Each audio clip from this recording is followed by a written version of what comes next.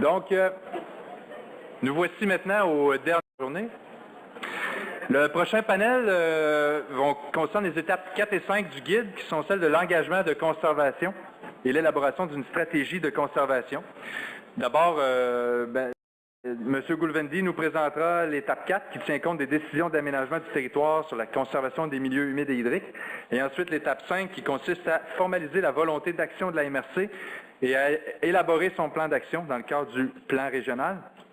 Afin de bien illustrer toutes ces deux étapes, nous aurons aussi de courtes présentations de nos panélistes invités. Dans l'ordre, il y aura M. Éric Morancy, directeur du service de l'aménagement du territoire à la MRC d'Argenteuil, M. Jean-Claude Belzile, directeur à la direction de l'environnement à la ville de Lévis, M. Luc Traversy, inspecteur régional en foresterie à la MRC d'Arthabasca. Mais d'abord, j'inviterai M. Gulvendi à venir présenter les étapes 4 et 5 du guide.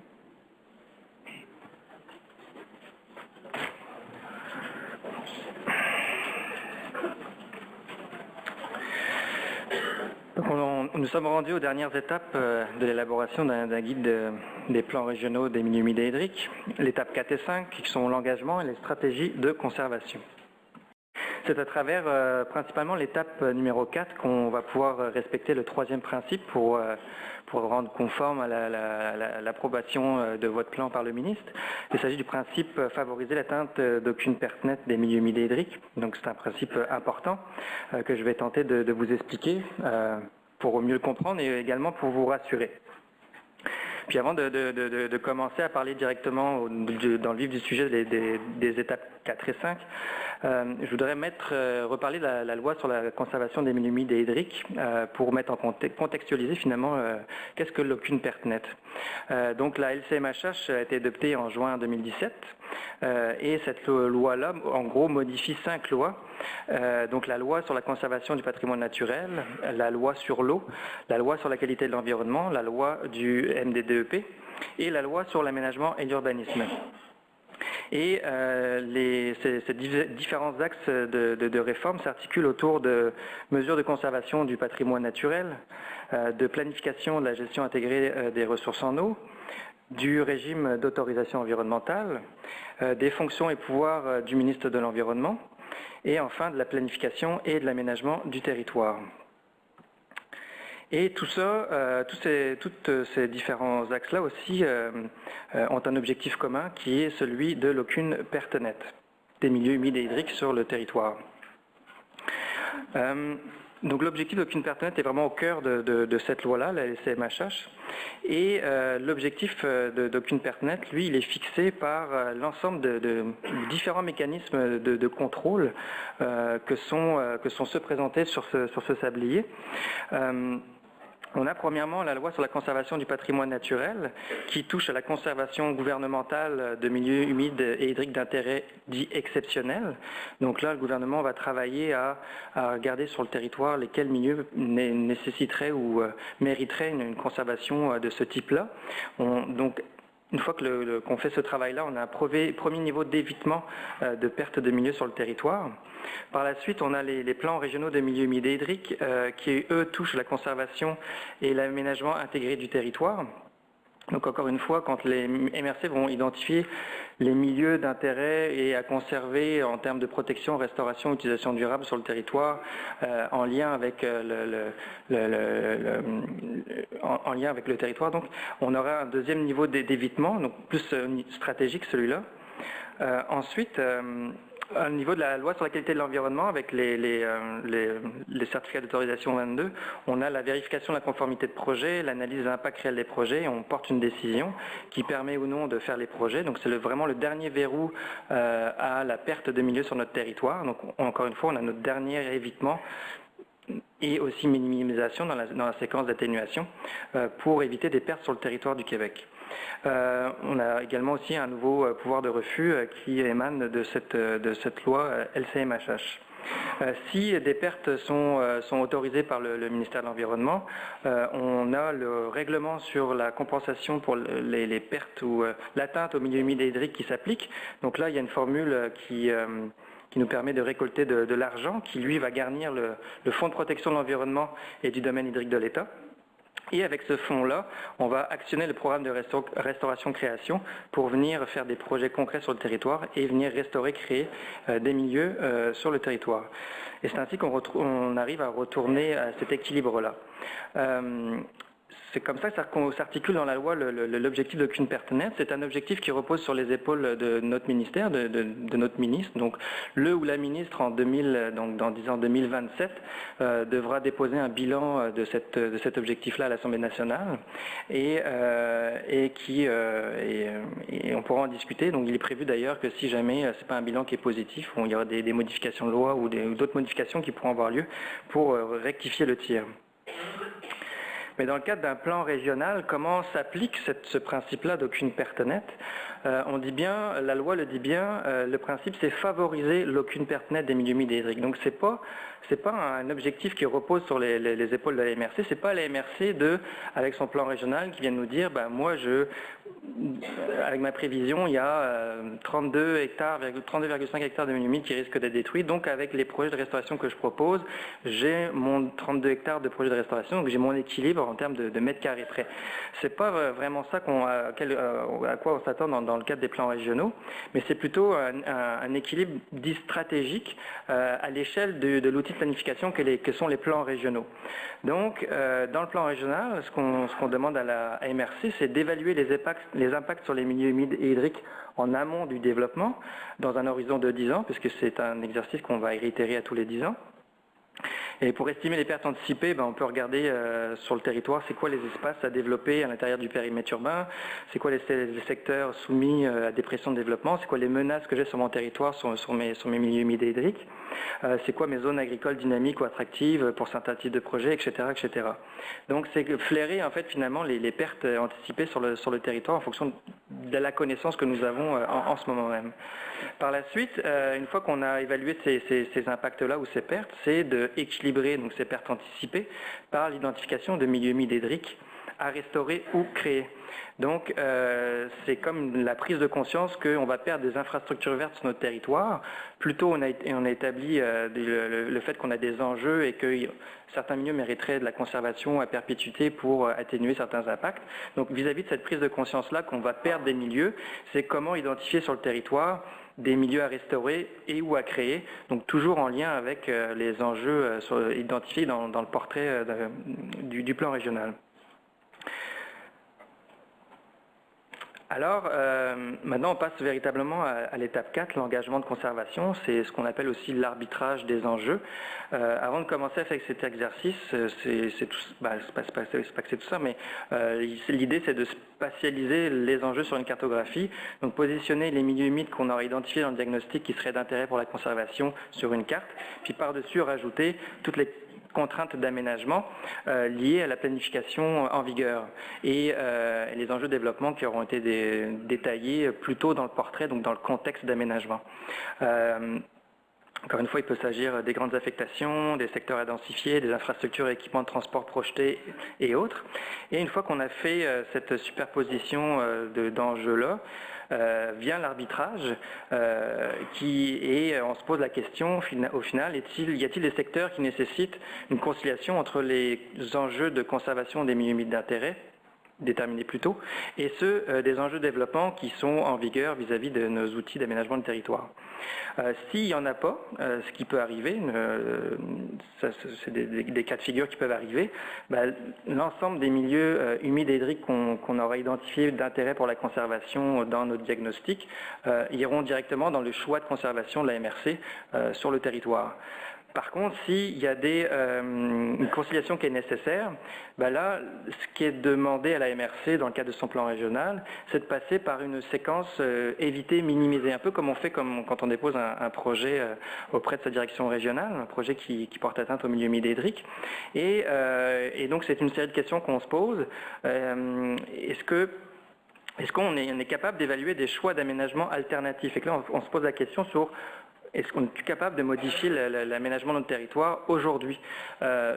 Ça peut être non, parce que le schéma d'aménagement a été révisé 2 ans auparavant, c'est quand même un peu trop tard. Ou oui, on a une opportunité de revoir ça, parce qu'au final, les milieux humides qu'on a identifiés dans le parc industriel, c'est une contrainte majeure au développement, et donc j'ai une opportunité sur mon territoire de faire mon parc industriel ailleurs, et je vise cette opportunité-là pour déplacer mes activités. Donc c'est une ouverture à revoir l'organisation du territoire. C'est à la MRC de nous en faire part, mais c'est aussi à elle de peut-être chercher ces opportunités-là. Donc s'il y a une ouverture à revoir l'organisation du territoire, on déplace au final les enjeux d'aménagement, et encore une fois, les milieux humides hydriques qui auront été identifiés dans le diagnostic comme d'intérêt pour la conservation seront les choix de la MRC pour la conservation. Si au contraire la priorité est accordée au développement, ce qui peut être tout à fait justifiable, là encore une fois on demande à la MRC de nous justifier pourquoi la priorité est accordée au développement et c'est quoi les orientations spécifiques pour atténuer les problématiques environnementales appréhendées. Donc encore une fois c'est la prise de conscience. On a le rond vert en fait ne signifie pas l'ensemble des milieux humides hydriques du territoire mais bien ceux qu'on a identifiés comme prioritaires. Si l'aménagement vient à impacter ces milieux humides et hydriques dits prioritaires, c'est se poser la question de savoir si on les a identifiés comme tels, c'est parce qu'il y avait des enjeux, c'est qu'ils étaient utiles et nécessaires sur notre territoire vis-à-vis de notre problématique. Donc, vis-à-vis de cette prise de conscience-là, encore une fois, c'est comment... Et là arrive le principe au final d'aucune pertinence, je n'ai pas mon petit film, mais c'est là où on se dit, ok, maintenant, je dois trouver des sites, des milieux humides et hydriques à restaurer et d'autres sites plus terrestres ou dans lesquels je devrais créer des milieux hydriques pour finalement revenir à un niveau de perturbation qui est acceptable. Les choix de conservation des milieux humides et hydriques, une fois qu'on les a choisis en fonction de tous ces questionnements-là qu'on s'est posés, arrive le deuxième niveau d'arbitrage qui est la déclinaison de la conservation sur le territoire. Donc d'un côté, on se dit il y a certains milieux qui nécessitent une protection style cloche de verre, on l'a déjà entendu tout à l'heure. Donc lesquels et pourquoi. Par contre, il y en a d'autres qui où c'est acceptable des activités sur ces milieux-là. On a parlé beaucoup de foresterie ce matin. Donc on parle plus d'utilisation durable. Il y a beaucoup d'activités qui pourraient avoir très peu d'impact, voire des impacts non significatifs sur ces milieux-là, qui pourraient être autorisés. Donc c'est l'idée de ne pas changer le changement d'usage du milieu.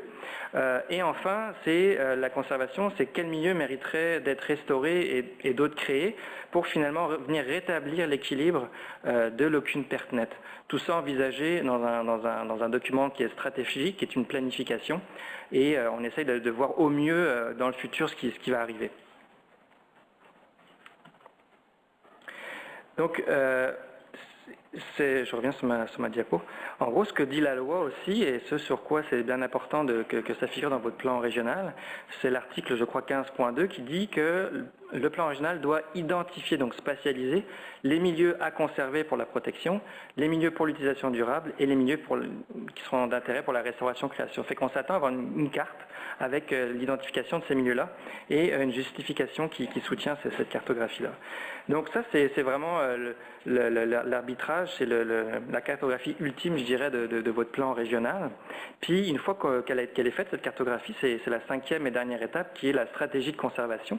Donc ça, c'est vraiment le dernier volet du guide. Et on fait figurer beaucoup d'exemples qui ont déjà été faits au Québec par différentes MRC. Donc, on publicise différents moyens pour l'atteinte des objectifs, pour faire atterrir cette cartographie-là. Ça peut être en lien avec la planification, donc des affectations, des identifications des milieux humides d'intérêt, des moyens réglementaires, des PAE, PIA, des réglementations au remblai des blés. Ça peut être également de la sensibilisation, c'est-à-dire que vous avez identifié des milieux sur votre territoire, il y a plein de gens qui se demandent, mais y en a-t-il des milieux humides chez nous? Ça peut être intéressant aussi de faire voir cette cartographie-là à l'ensemble des citoyens sur votre territoire. Ça peut être des sensibilisations en lien avec des partenaires comme des organismes de conservation qui développent des cahiers de propriétaires qui vont venir chez les gens pour pousser la conservation dite volontaire. Ça peut être des programmes d'achat de propriété aussi. Il y a des municipalités qui sont lancées dans l'aventure là-dessus. C'est sûr, ça coûte cher, mais ça évite beaucoup de problématiques en lien avec la conservation sur le territoire. Et ça peut être aussi de l'acquisition de connaissances. On parle d'un projet qui est itératif, plusieurs tours de roue. C'est sûr que tantôt on parlait à partir de quand commencer notre plan régional, à quel niveau de précision de données. À partir d'un moment donné, on commence d'y aller avec les données qu'on a, en sachant très bien que dans le cadre du plan, on va plutôt décrire certaines problématiques sur notre territoire qui au final vont faire valoir que si on développe plus de connaissances sur tel milieu, dans telle partie de notre MRC, on arrivera à un deuxième diagnostic dans les prochaines années beaucoup plus précis et surtout des actions beaucoup plus précises. Donc ça peut faire partie de votre moyen aussi pour faire atterrir votre plan régional. Enfin, la MRC s'engage dans une volonté d'action avec son plan d'action. Donc ça, c'est encore une fois identifié dans les articles de loi. Le plan régional doit élaborer un plan d'action qui comprend des objectifs et aussi élaborer des mesures de suivi pour faire le point au fur et à mesure de la mise en œuvre de ce plan-là. Fait que ça met fin à toutes les étapes qui sont approchées dans le guide pour élaborer votre plan régional. Il y a beaucoup de méthodes qui ont été décrites ce matin, différentes méthodes pour arriver à vos fins. Le guide, ce qu'il vous propose, c'est surtout une démarche cohérente et à laquelle on vous demandera peut-être de vous justifier sur les données que vous utilisez, les méthodes que vous allez utiliser pour prioriser vos milieux. Et c'est là-dessus aussi qu'on va enclencher des discussions, notamment quand vous allez venir nous voir en lien avec votre plan, vos plans de travail pour élaborer vos plans régionaux. Donc les plans régionaux doivent être déposés au ministère de l'Environnement d'ici le 16 juin 2022. Et nous, on travaille présentement à élaborer un guide qui va être rendu public, qui va vous dire comment on va analyser les plans régionaux. Donc c'est sûr qu'on reprend encore une fois la loi. Les éléments de contenu prévus par la loi sur l'eau, il va falloir qu'ils soient présents dans votre plan. On va regarder si les données que vous utilisez sont les plus à jour, ce sont celles de Données Québec ou de Géoboutique. On va regarder si les thématiques d'analyse du guide sont suivies, donc les contenus et des démarches attendues, et surtout si les 3 objectifs sont atteints. Une fois que le plan est déposé, nous, on fait une consultation interministérielle, comme précisé dans la loi. Donc, on va consulter le MAMACH, le MFFP, le MAPAC et le MERN. Et on va regarder le plan avec vous et ensuite, avec eux, je veux dire. Et il sera ensuite approuvé par le ministre. Merci. Merci beaucoup, Joseph. Donc, maintenant, ça va être le temps d'illustrer les étapes 4 et 5 par des exemples concrets qui se sont déroulés dans des MRC. Puis le choix de nos panélistes a été fait en fonction de tenter de représenter le plus possible le Québec des MRC. On a une MRC, dans le fond, très métropolitaine, donc la ville de Lévis, comme j'ai mentionné, donc intégrée dans le plan métropolitain de la ville de Québec. On a une MRC qui est dans une communauté métropolitaine en partie, visée par l'orientation 10, mais à caractère quand même rural. Puis une MRC aussi, qui est celle d'Argenteuil, puis une MRC qui est dans les régions. Donc le choix a été la MRC d'Artabasca, avec un pôle centre, la ville de Victoriaville, mais quand même avec des municipalités très rurales. Donc, on s'entend, il y a tout plein d'autres réalités, mais avec cette brochette, dans le fond, d'experts de MRC, on trouvait qu'on couvrait quand même assez large. Donc, premier conférencier, dans le fond, panéliste, M. Éric Morancy. Je l'invite à nous présenter l'exemple de la prise en compte des milieux humides et hydriques, des milieux naturels qui incluent les milieux humides et hydriques dans sa MRC. MRC d'Argenteuil. Merci. Merci Philippe. Bonjour tout le monde. Je vais vous raconter une histoire aujourd'hui. Une histoire qui date d'avant la loi 132. Il était une fois les algues bleu-vert. Non. En fait, vous allez comprendre. Rapidement, vous dire un peu positionner la MRC d'Argenteuil. Donc, on est au nord-ouest de la région de Montréal. Et donc, on a un territoire forestier à 75% environ, la zone agricole. Et vous imaginez les cours d'eau là, principaux dans l'axe nord-sud.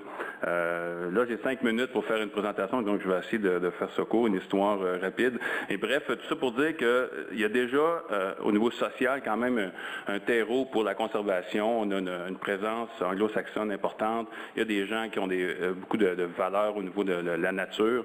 Et c'est facile d'arriver avec des propositions à ce sens-là. Mais c'est sûr que 2008, c'est un électrochoc un peu avec le plan d'action sur les lacs qui a suivi l'épisode des algues bleu-vert. Et la prise en compte environnementale a vraiment démarré à ce moment-là. Et en 2011, on a tenu avec les décideurs un sommet sur l'environnement où Louise Gratton, et oui, Louise Gratton, invitée par la conseillère en environnement Agnès Grondin, qui est aujourd'hui députée, a abordé la question des noyaux de conservation, des corridors écologiques, et les élus ont eu les yeux ouverts, grands comme ça, et ils se sont dit, OK, on faut faire quelque chose en lien avec ça. Donc, ça a teinté la planification stratégique qui a suivi par la suite et on s'est mis dans l'idée de faire dans le fond, de connaître nos milieux naturels d'intérêt.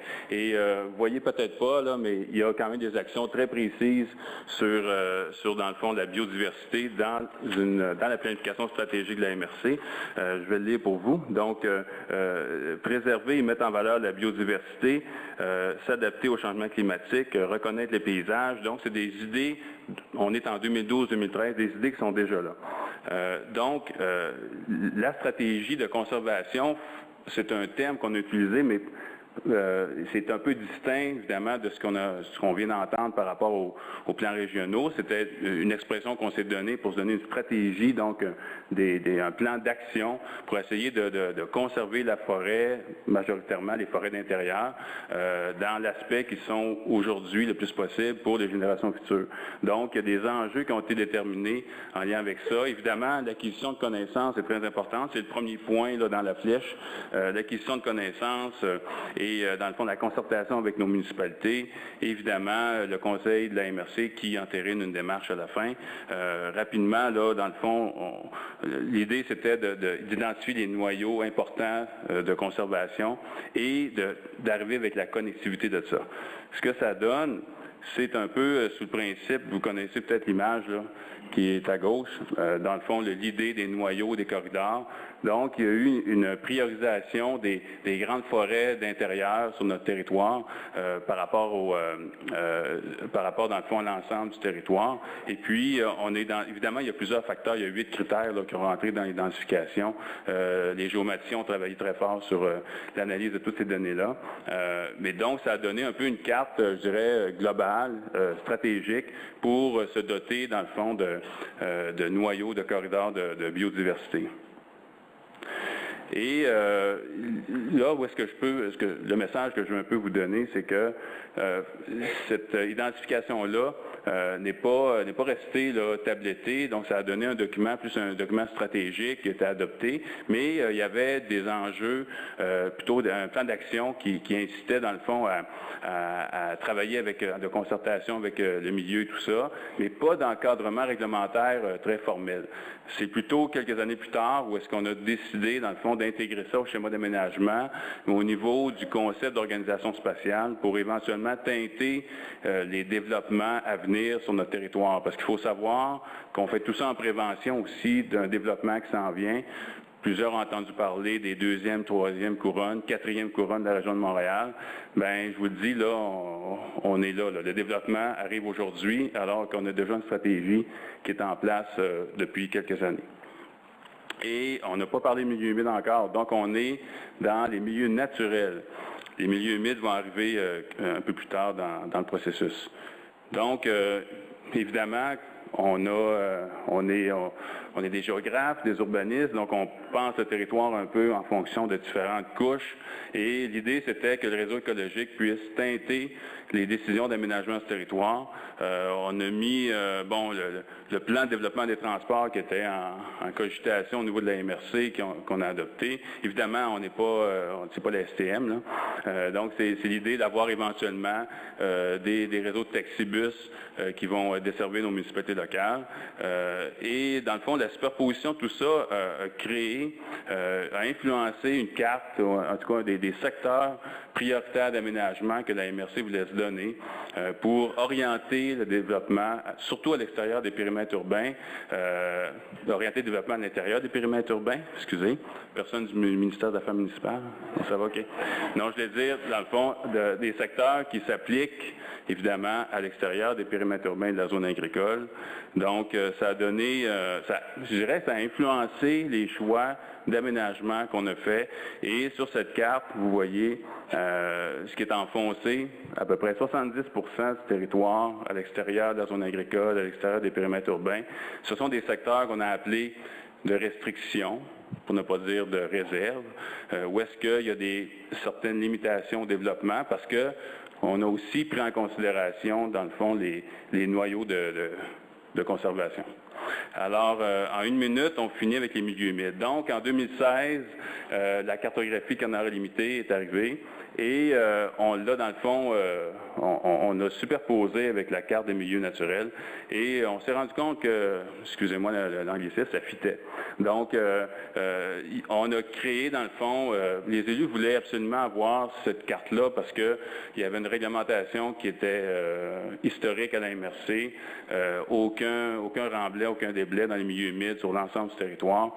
Donc, il y a des municipalités qui trouvaient que c'était un petit peu sévère, avec raison. Donc, on a identifié par une méthode géomatique les valeurs écologiques associées à chacun des milieux humides, des 10 000 milieux humides sur le territoire. Et ça nous a permis, dans le fond, d'orienter les futurs choix qu'on va faire au niveau du plan régional. On a des valeurs exceptionnelles, des valeurs plus faibles, et ça va donner éventuellement la table des mises pour le plan régional. Évidemment, les grands enjeux qu'on envisage, et ma collègue Stéphanie Morin demain va en parler un peu plus, les grands enjeux qu'on envisage dans la cartographie et tout ça, c'est vraiment comment on fait pour maintenir les services écologiques et, dans le fond, amener une direction au développement, parce qu'avec le parachèvement de l'autoroute 50, le développement est rendu chez nous. Voilà. Merci beaucoup.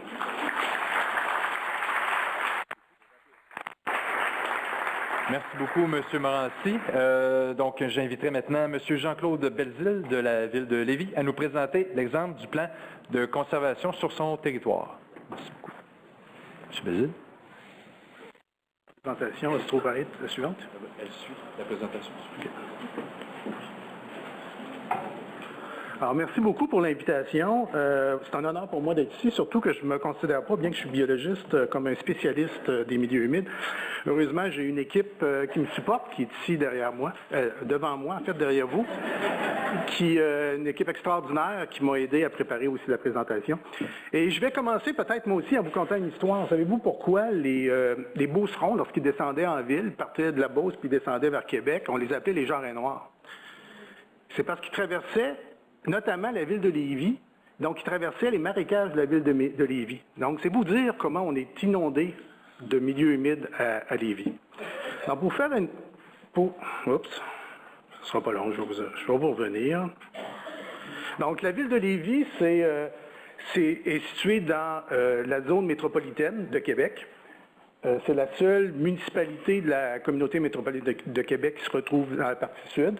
Elle est constituée d'une dizaine de villes, de la fusion d'une dizaine de villes.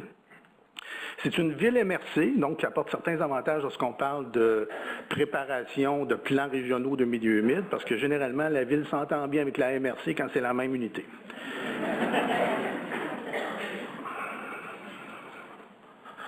Notre territoire de 444 km².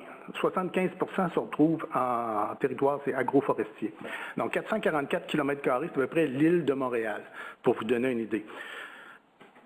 Et seulement 25% de notre territoire est urbanisé.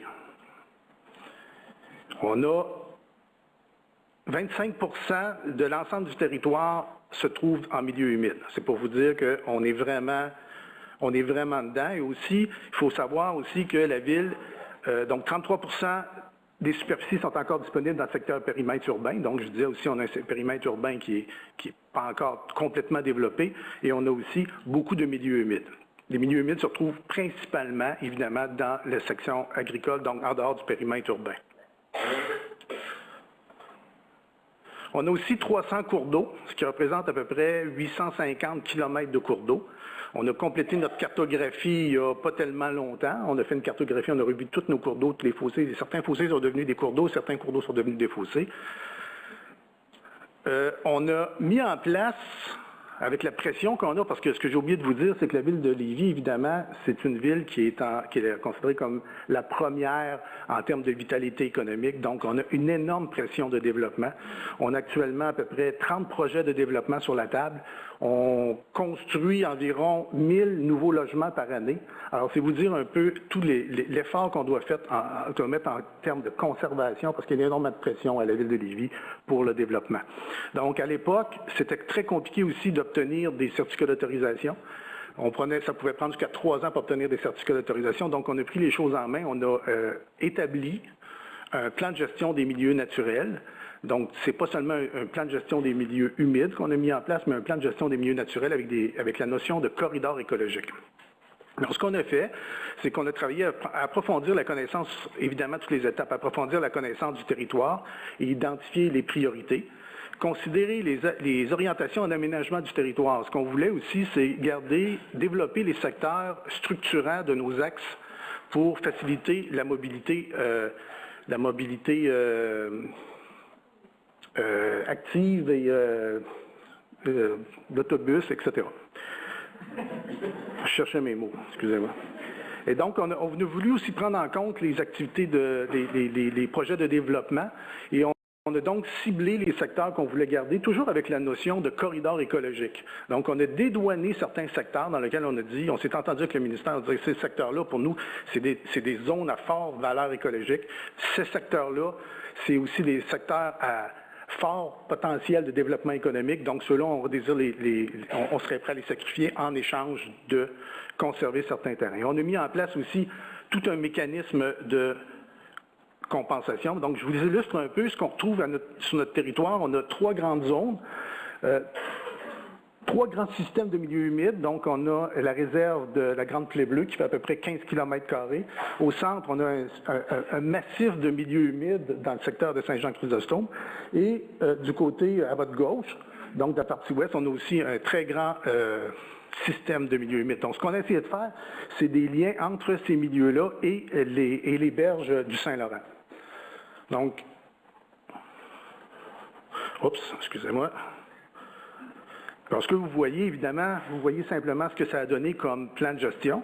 Donc, des zones de conservation, ça représente dans notre périmètre urbain un petit peu plus que 12% de nos milieux qui sont voués à la conservation. C'est un petit peu plus que ce qui était demandé par la communauté métropolitaine de Québec qui demandait que dans nos périmètres urbains, on a environ 12%. Et vous ne voyez peut-être pas le lien actuellement avec les grands milieux, grands systèmes de milieux humides que je vous montrais tantôt. C'est parce qu'ils ne sont pas illustrés ici, parce qu'ils se trouvent en terre agricole. Ce qu'on avait fait aussi à l'époque, ce qui était assez original, c'est qu'on avait mis en place un système de compensation pour garder de la valeur au terrain, parce qu'on est évidemment en terrain privé, pour que ces terrains-là gardent une valeur, pour que les propriétaires ne puissent pas dire on est exproprié de façon détournée. Donc, on avait mis en place un système de compensation qui nous permettait d'avoir les sommes suffisantes pour permettre de sauvegarder ces milieux-là à perpétuité. Évidemment, ce système-là, ce qui a tombé dans toute notre façon de faire, c'est toute cette question de compensation-là qui ne fonctionne plus. Mais vous comprendrez que pour nous, la gestion, le plan régional des milieux humides, évidemment, on a déjà le squelette de fait. Donc, il va nous rester à travailler davantage sur les zones périphériques. On en était où dans l'implantation de ça? On a fait une résolution, on a adopté notre plan de gestion des milieux naturels en 2015. On a eu une lettre d'acceptation par la direction régionale du ministère de l'Environnement en juillet 2015. En juin, on l'a intégré, juin 2016, on l'a intégré dans notre schéma d'aménagement. Et on en était rendu à travailler sur l'adoption des règlements d'urbanisme pour rendre les orientations opposables aux citoyens. C'est là où on en était.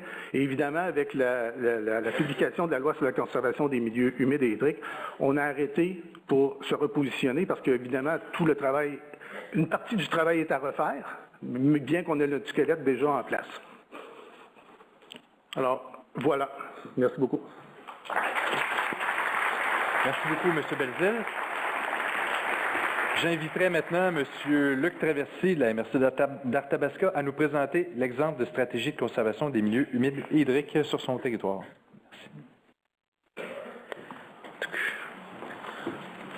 Donc, on va essayer de discipliner au niveau de la MRC d'Arthabasca. Bon, ben, ça représente 22 municipalités, centrées avec deux pôles principaux, Victoriaville, Warwick. En même temps que je fais le portrait de la MRC, mais je vous présente un peu aussi les menaces, les enjeux de développement là, qui sont qu'on a répertoriés ou qui ont été soulevés là, au cours de notre processus d'élaboration d'un plan de conservation des milieux naturels là, qu'on a fait. Vous en avez entendu parler ce matin là, avec Andréane, avec la ville de Drummondville, donc en parallèle avec eux, on était de l'avant avec ça. Donc la culture de la canneberge, c'est un incontournable chez nous. Donc la capitale de la canneberge, Saint-Louis-de-Blanton qui se vend de ça. Donc, sinon, au niveau de le terrain se divise en 3 secteurs principaux. Donc, on a toute la partie nord qui est très agricole, qui est dans les plaines. Au niveau du Piémont, donc on a un entre-deux. Et puis, dans les Appalaches, mais c'est définitivement beaucoup plus forestier. Donc, sur l'ensemble du territoire, on a 8 de milieux humides, mais sur ce 8 de milieux humides-là, c'est important de dire en fait qu'on a 80 de ces milieux humides-là que c'est des milieux humides forestiers. Je vais revenir tout à l'heure, mais il faut garder ça en tête. Au global tout, là, sur le territoire de la MRC d'Arthabasca, on a 52 de couverts forestiers. Donc, les pressions, ils viennent de où? Ben, ils viennent au niveau du développement, mais c'est au niveau des deux pôles, donc Victoriaville, Warwick. Sinon, les pressions, ils viennent au niveau parce que comme c'est l'ensemble des milieux naturels qu'on avait considéré, mais ça peut aussi gruger là, sur les milieux humides. Bon, le développement de la canneberge, c'est à peu près le seul type d'agriculture dans la région qui peut encore prendre de l'expansion. Donc, c'est un incontournable. Puis, naturellement, quand même, les superficies agricoles, il y a quand même une pression là, qui peut être exercée. Donc, au niveau des enjeux environnementaux, la sédimentation et l'érosion, parce que là, dans le fond, on a toute l'eau qui arrive des montagnes, lorsqu'elle atterrit dans les plaines, ça cause des énormes décrochements. Notamment, un enjeu majeur chez nous, c'est la réserve d'eau potable de la ville de Victoriaville, qui est le réservoir qui se remplit de plus en plus. Donc, ça a comme été un wake-up call là, pour dire, hey, au tabarouette, c'est un enjeu important.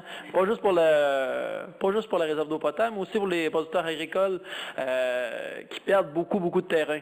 Donc, sinon, dans les plaines, quand je parlais des pressions exercées par le milieu agricole, mais c'est pas exclusif chez nous, là, c'est relativement généralisé.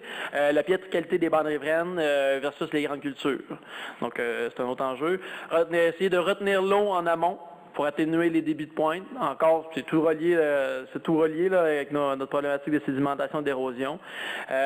Puis, c'est beaucoup moins le cas aujourd'hui, là. Mais il y a des grands massifs de milieux humides qui ont été détruits pour l'agriculture et la canneberge dans le passé. Notamment, si on regarderait Saint-Louis-Blanford jadis, là, il y a 30-40 ans, Saint-Louis-Blanford était un grand milieu humide à grandeur. Maintenant, ils sont beaucoup plus rares. Donc, au niveau du volet hydrique, eh bien, donc on dit tout à l'heure, on a adopté un plan de conservation des milieux naturels. Les premières choses qu'on a fait, en discutant avec les OBV, lors des consultations avec le CREG, avec les OBV, tout ça, puis, il y a eu des bassins versants qui ont été établis en fonction des grands enjeux. Donc, je reviens avec mes enjeux environnementaux. Le bassin de la Bulstrode qui est au nord. Donc, c'est le réserve d'eau potable de la ville de Victo est à cet endroit-là. Puis on touche aussi des enjeux qu'on touche à d'autres territoires des MRC voisines. Là, c'est un exemple parfait, celui-là, parce que c'est la grande priorité.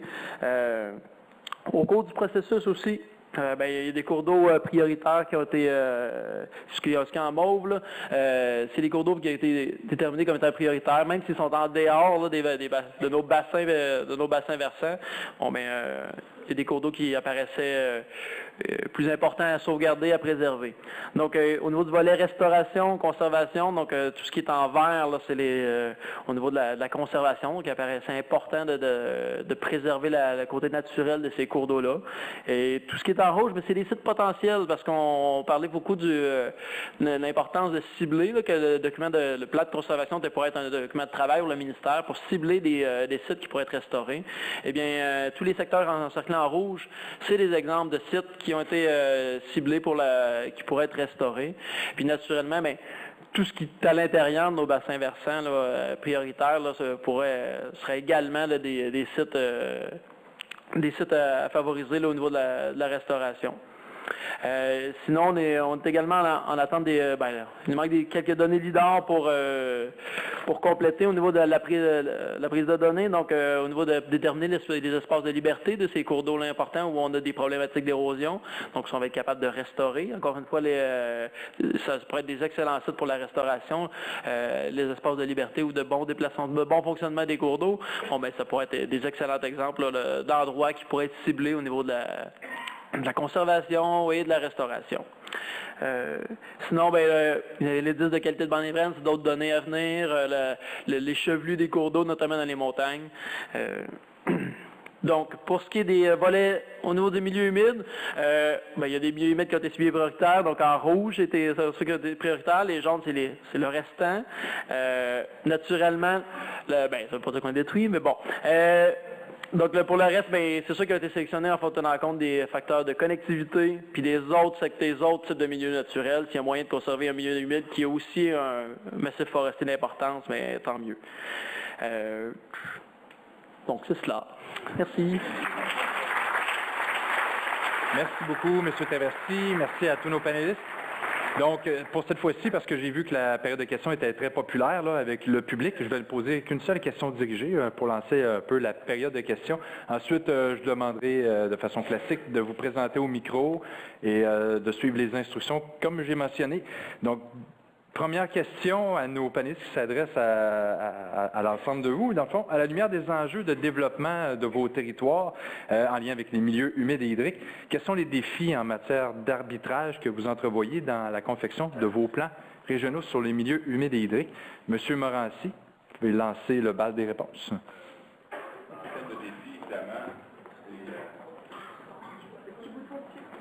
En termes de défis.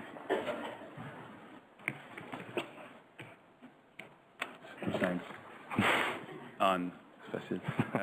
Donc, en termes de défis, évidemment, quand on parle de milieu humide, c'est évidemment quel type de protection on va donner à ces milieux-là. Tout le monde le sait, pour avoir côtoyé des élus, c'est toujours la question qui revient. Est-ce qu'on va mettre une cloche de verre sur ces milieux-là?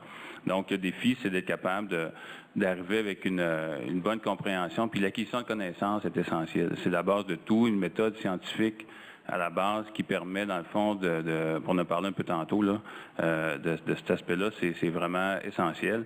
Peut-être le message là, à passer, c'est que on ne pourra pas tout protéger. Il faut essayer de voir, évidemment, là, qu'est-ce qui mérite une protection en termes de services écologiques, notamment. Et ensuite, on travaille évidemment avec les élus. C'est un processus qui vient par étapes. Dans notre cas, avant la loi 132, comme je disais tantôt, on avait déjà mis sur pied des comités.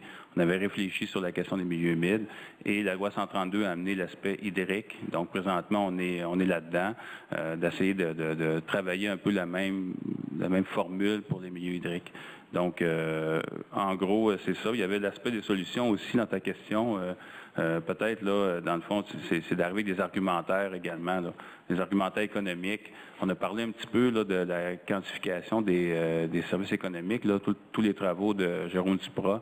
Ça peut peut-être aider à dire, la perte de milieu humide, c'est aussi la perte de services écologiques qui sont monnayables. On a parlé un petit peu. Je pense qu'il y a beaucoup de choses qu'on peut faire. Là. On peut surfer beaucoup là-dessus, essayer de vraiment avoir, si on peut avoir accès à des études là-dessus, ça pourrait être vraiment intéressant pour aider dans le fond, dans les arbitrages comme tels. Monsieur Belzile, à vous la parole. Oui, en fait, moi, je suis arrivé ici vers 2 heures, puis j'écoutais un petit peu les conférences, puis je me disais, la partie facile, c'est ce qu'on parlait tantôt, c'est-à-dire le concept. la recherche de données, c'est la partie facile. La partie difficile, c'est la mise en œuvre. Nous, on a quand même une certaine expérience parce qu'on l'a mis dans notre schéma d'aménagement.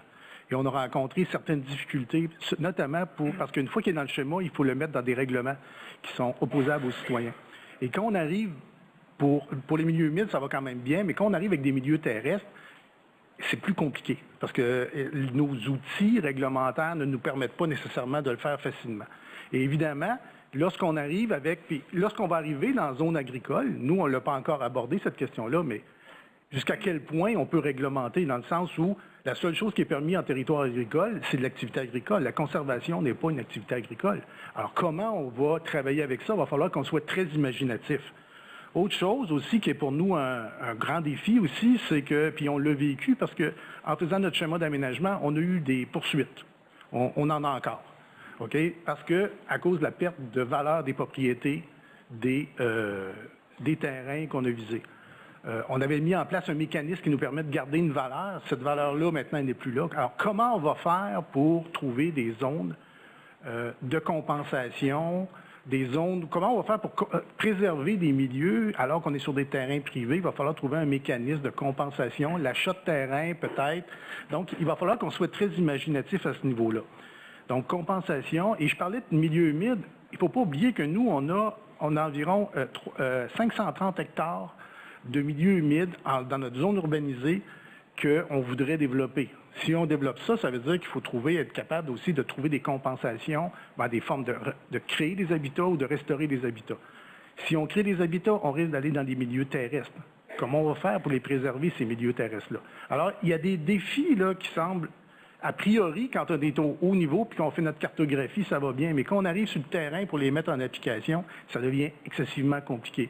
Et on ne pourra pas fonctionner si on n'a pas le support de nos élus. Nous, quand la nouvelle réglementation est arrivée en place, la première chose que les promoteurs nous ont dit, c'est votre plan de gestion ne tient plus.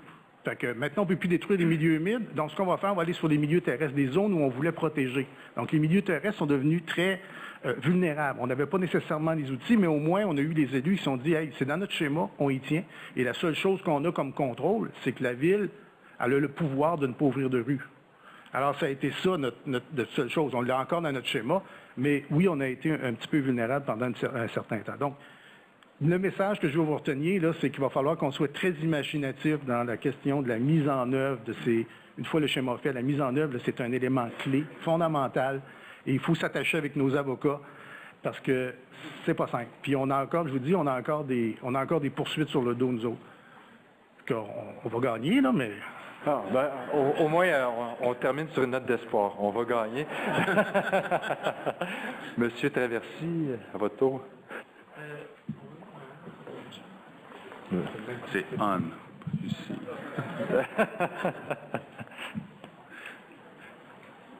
C'est bon. Non, ça ne marche pas. OK, oui, c'est bon. OK, on y va. Donc, le plus grand défi, en fait, c'est sans doute au niveau de l'arbitrage, de la mise en œuvre. J'aurais tendance à être d'accord. Par contre, ce qu'il ne faut pas oublier, en fait, à ce niveau-là, c'est que la très grande majorité de tous ces milieux humides-là se trouvent chez des propriétaires. En tout cas, chez nous, là, c'est peut-être pas le cas de la ville de Lévis, mais chez nous, c'est la très grande majorité de ces milieux humides-là se trouvent chez des propriétaires privés, chez des propriétaires forestiers, propriétaires agricoles. Donc, c'est important. Puis nous, en fait, l'angle d'attaque pour pallier à cette problématique-là ou à ce défi-là, c'est de dire on va les impliquer tout au long du processus, tant au niveau de la priorisation des milieux qu'au niveau des mesures qui vont être mises en place. Donc oui, oui au niveau des préconsultations, mais aussi quand vient le temps de rencontrer les élus, on a conservé nos comités foresterie, comités consultatifs agricoles, donc les propriétaires forestiers et agricoles ont continué d'être impliqués tout au long du processus pour être sûr que les mesures qui soient mises en place, en fait, soient adaptées à la problématique. Parce que même avec le plus mauvais chantier forestier, là, le milieu humide, ça reste un milieu humide en bout de ligne. Oui, il y a moyen de mettre des mesures en place, très certainement, mais c'est pas comparable, par exemple, à un nouveau centre d'achat, où il n'y a plus du tout de milieu humide. Donc, c'est important de prendre des mesures qui sont appropriées pour permettre justement une utilisation durable du milieu, puis qui ne soit pas démesurée versus la problématique ou la menace en cause. Je pense que c'est une réponse qui va satisfaire quelques forestiers qui sont dans la salle. Je pense aussi que le niveau de conservation d'une vocation forestière est humide aussi lorsqu'on a un mauvais drainage puis qu'on a une terre humide dans une forêt. C'est quand même déjà une bonne mesure. Puis on s'entend aussi aller aussi avec de la machinerie lourde dans un milieu humide lorsque déjà l'investissement de base n'est pas... caler sa machinerie, c'est pas non plus une bonne méthode, une bonne façon de faire de la foresterie, créer de l'orniérage non plus. Donc je pense aussi qu'il y a un défi pour les forestiers d'avoir des bonnes caractéristiques de travaux forestiers là, pour conserver ces milieux-là. Maintenant, ce serait la période de questions